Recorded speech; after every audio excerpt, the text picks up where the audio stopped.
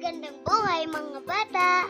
Tara, samahan ninyo akong matuto kasama si Teacher Aika, your online teacher. Please don't forget to subscribe, like, share, and hit the notification bell for more videos. Thank you! Magandang araw mga bata! Kumusta kayo? Handa na ba kayo sa bagong aralin natin ngayong araw?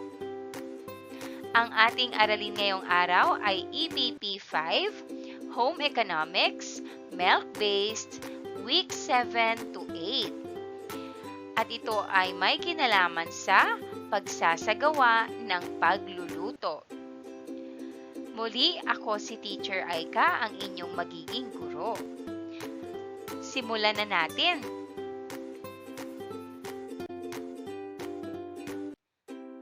Ang mga pagkain ay may iba't ibang pamamaraan ng paghahanda at pagluluto. Maraming kasanayan ang dapat matutuhan mo sa paghahanda ng pagkain. Kailangan ligtas ang naghahanda o nagluluto, gayon din ang mga pagkain na lulutuin. Ang food artificial additives ay matagal nang ginagamit, daang taon na ang nakalipas. Ginagawa ito upang mapabuti ang lasa at mapahaba ang buhay at pagkonsumo nito. Ang food additives ay artificial at nangangahulugang hindi galing sa kalikasan kundi likha ng tao. Makabubuting iwasan na lamang ang paggamit ng mga ito upang hindi magdulot ng kapinsalaan sa kalusugan sa darating na panahon.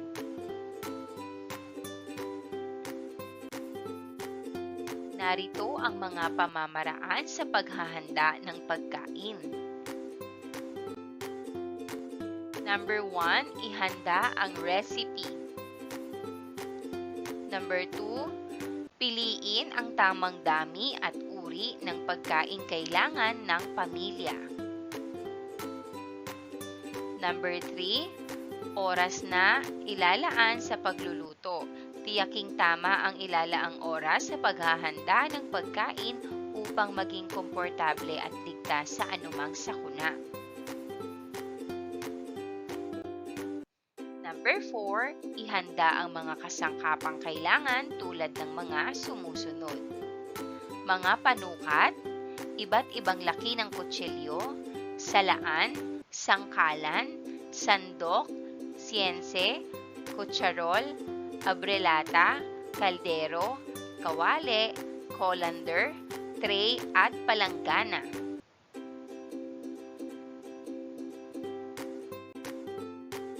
Number 5, tanggalin ang mga alahas sa kamay. Number 6, maghugas ng kamay bago hawakan ang mga lutuin. Number 7, gumamit ng apron, headband, bandana o hairnet. Number 8, hugasan ng husto ang mga sangkap tulad ng kamatis, gulay, karne o isda bago ito hiwain.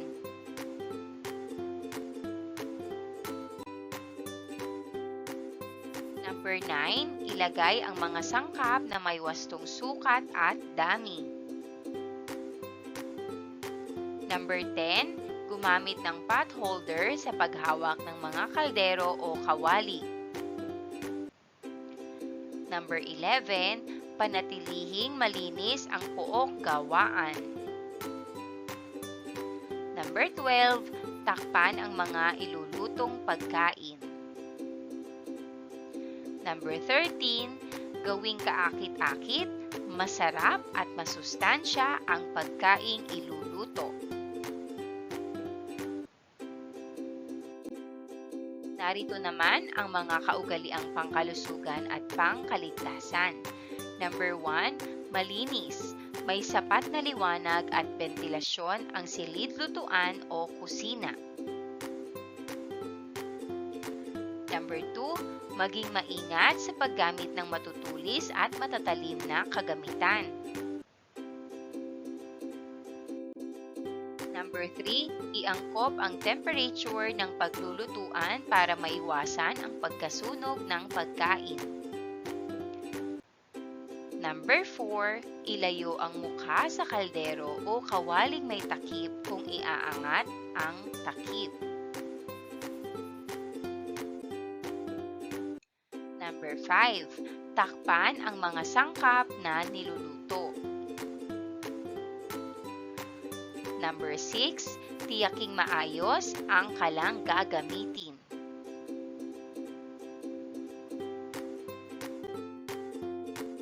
Narito naman ang mga mungkahi sa mabilis na paghahanda ng pagkain lulutuin. Number 1, gumawa ng menu para sa loob ng 1 linggo. Number 2, pumunta sa palengke o supermarket nang hindi gaanong marami ang mga taong namimili. Number 3, pumili at iplano ang menu na lulutuin na angkop sa buong kasapi ng pamilya. Number 4, piliin ang menu na madaling lutuin at hindi magiging komplikado sa oras ng iba pang gawain. At number 5, isaayos ang lahat ng mga kasangkapan at sangkap na gagamitin.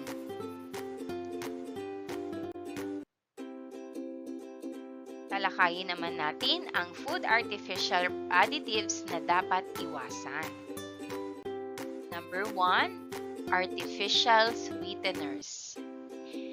Tinataglay ito ng iba't ibang soda drinks, cereal, chewable vitamins at iba pa.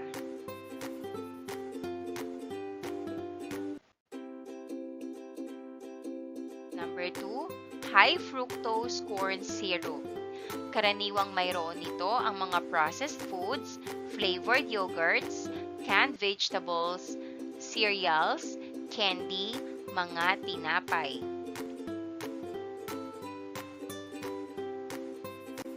Number 3, monosodium glutamate or MSG. Halos lahat ng sitsirya ay mayroon nito. Cookies, seasoning, mga delatang soup. Number 4, trans fat. Matatagpuan naman ito sa margarina, chips and crackers, mga pagkain sa fast food at baked goods. Number 5, sodium nitrate. Sodium nitrite. Matatagpuan ito sa mga produkto gaya ng hotdog, bacon, ham, luncheon meat, cured meats, corned beef, smoked fish.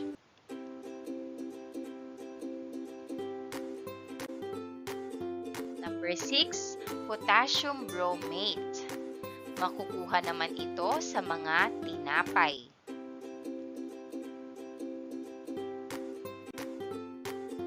Narito naman ang mga gawaing kamay sa pagluluto ng pagkain.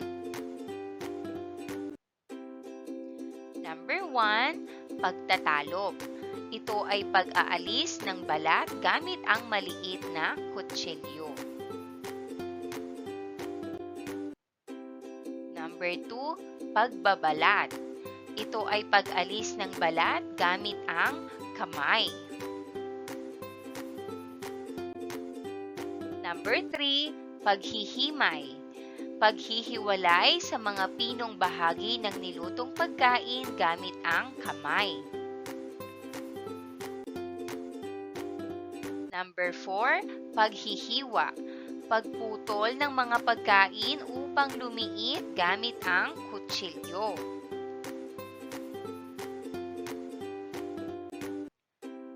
Number 5, pagkakaliskis.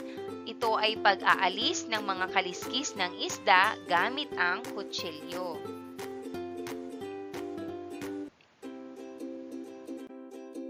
Number 6, paggigiling.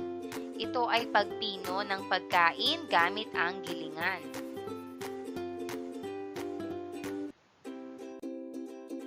Number 7, pagbabati. Ito ay pagdadagdag ng hangin sa hinahalong pagkain gamit ang tinidor, pambati o electric mixer.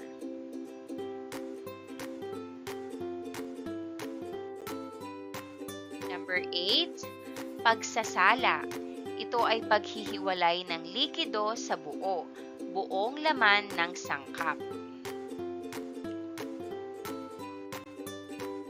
Number 9, pagdidikdik.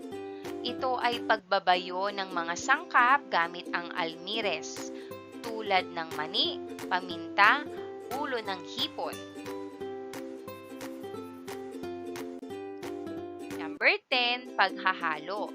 Ito ay pagsasama-sama ng mga sangkap.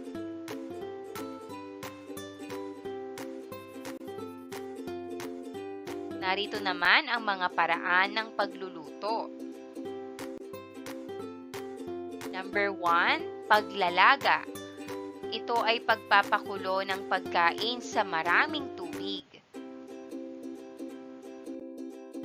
Number 2, pagpiprito. Ito ay pagluluto sa maraming kumukulong mantika. Number 3 ay ang paggigisa.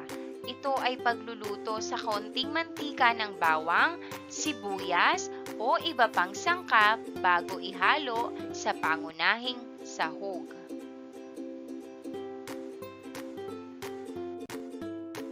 Number 4, pag-iihaw. Ito ay maliit na pirasong karne na niluluto sa ibabaw ng baga.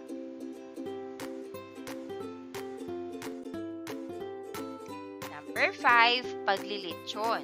Pagluluto ng buo sa hurno o ibabaw ng nagbabagang uling.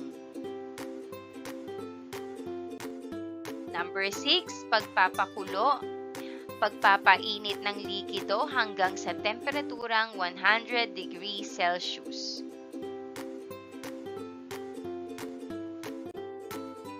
Number 7, pagsasangkot siya. Ito ay pagluluto ng pagkain upang mapanatili ang lasa o timpla bago ito lubusang lutuin.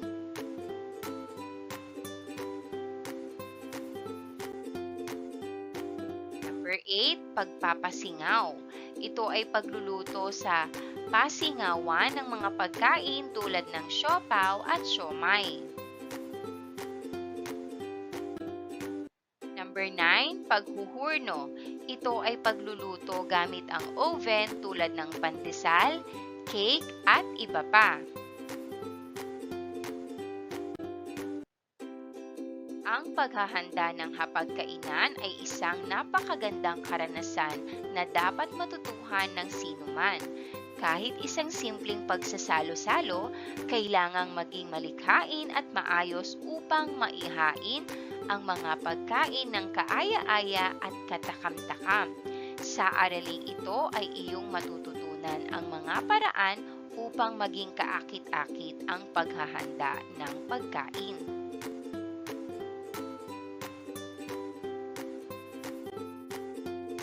May mga bagay na isinasaalang-alang sa paghahanda ng hapagkainan. Isa-isahin natin.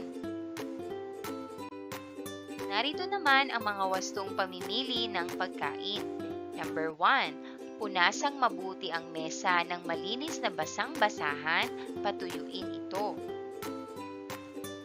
Number 2, lagyan ng tablecloth kung may salamin. Lagyan naman ng placemat. Number 3, pumili ng disenyong bagay sa okasyon. Number 4, maglagay ng mga prutas sa isang lalagyan na magsisilbing centerpiece upang magdagdag kulay at ganda sa mesa. Number 5, ang mga kasangkapang gagamitin ay dapat malinis, walang mantsa at lamat.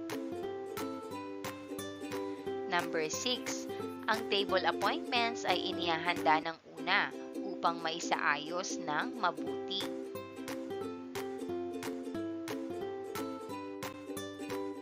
Kaakit-akit na paghahanda ng pagkain. Ang kaakit-akit na paghahanda ng nilutong pagkain ay kasing halaga ng linamnam nito. Kahit na simpleng putahe o ulam ang inihanda, ngunit kung kaakit-akit naman ang presentasyon nito, tiyak na kawili-wili at gaganahan ang mga kakain. Isaalang-alang ang mga sumusunod sa paghahanda ng kaakit-akit na pagkain. Una ay ang kulay. Magplano ng ihahandang pagkain na makulay at lubhang kaakit-akit. Tiyaking magkakatugma at magkakabagay sa isa't isa. Halimbawa ay kulay pula, berde at dilaw, sa gelatin at sa gisadong gulay. Number 2 ay lasa. Sapagkat ang ulam o pagkaing inihahanda ay binubuo ng iba't ibang sangkap, iba yung pag-iingat ang dapat na isipin sa paghahanda ng pagkain. Tiyaking hindi masyadong maanghang, maalat o kaya'y matabang. Ang panlasa ng bawat tao ay iba-iba, kaya ang pagbabagay sa panpapalasa ay naaayon sa nais ng taong kakain. Number 3, hugis at anyo. Partikular ang mga bata sa hugis at anyo ng mga sangkap ng pagkain. Ang pagsasama-sama ng iba't ibang hugis at anyo ay nagiging kaakit-akit sa paningin nila.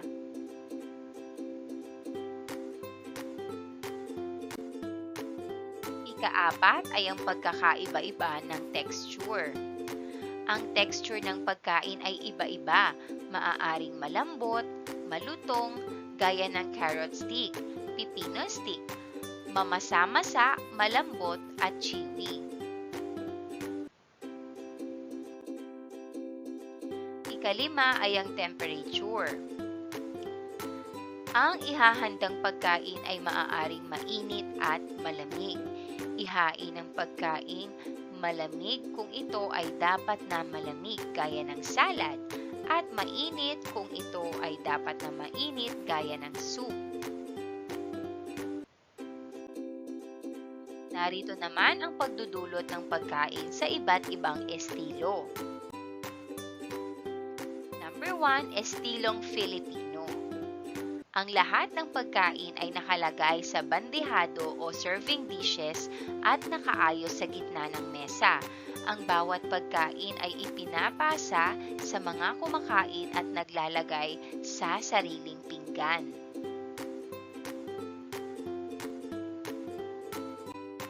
Number 2 ay ang estilong English. Ang mga pagkain ay nakaayos sa harap ng host o may handa at siya ang naglalagay ng pagkain sa mga pinggan. Number 3, estilong blue plate. Ang mga pagkain ay nakaayos sa bawat pinggan bago ilagay sa hapagkainan. Ang mga panauhin ay makakakain kaagad pagkaupo sa hapagkainan. Number 4 ay estilong Russian. Ito ay isang formal na estilo. Pinakamahal na table appointments ang ginagamit. Ang estilong ito ay karaniwang ginagamit ng mayayamang pamilya kapag may handaan sa bahay o sa mamahaling hotel.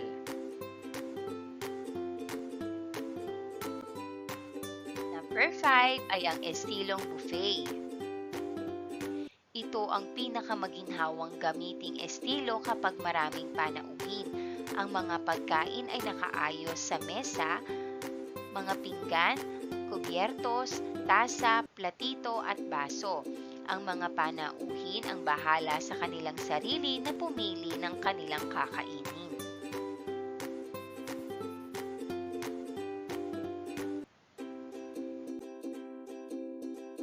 Para naman sa ating mga gawain sa pagkatuto bilang isa, paano ka naakit kumain sa isang kainan Ano ang katangian nito at ano ang iyong naging karanasan dito? Ipaliwanag at isulat ang iyong sagot sa isang buong papel. Gawain sa pagkatuto bilang 2. Tumulong sa paghahanda ng pagkain sa inyong bahay. Isulat sa iyong sagutang papel ang iyong naging karanasan at kung paano mo isinasagawa ang mga ito. Gamitin ang rubric sa ibaba upang masukat ang iyong kasanayan sa paghahanda ng pagkain. Narito ang ating pamantayan. 5 puntos ang pinakamataas at 1 puntos naman ang pinakamababa. Number 1, nakabatay sa food pyramid at sa 3 pangkat na pagkain ang inihandang pagkain. Number 2, isinaalang-alang ang mga edad ng kakain sa inihandang pagkain.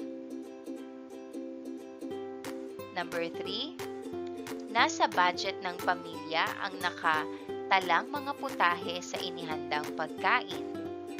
Number 4, madali, masustansya, hindi komplikado ang paghahanda sa nakatalang mga putahe. At number 5, angkop sa agahan, tanghalian at hapunan at nasa balanced diet ang inihandang pagkain. Ang kabuuang puntos, 25 points.